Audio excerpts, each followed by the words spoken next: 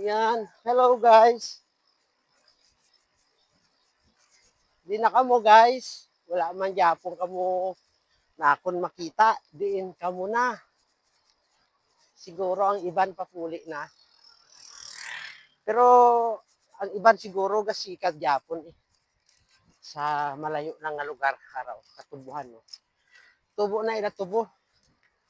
Yakag pihak. Yan. Harang. Sa likuran ko ng tawan niya. So maghalong kita tanan. Kaya hindi ta mapakta ng kimpo ta.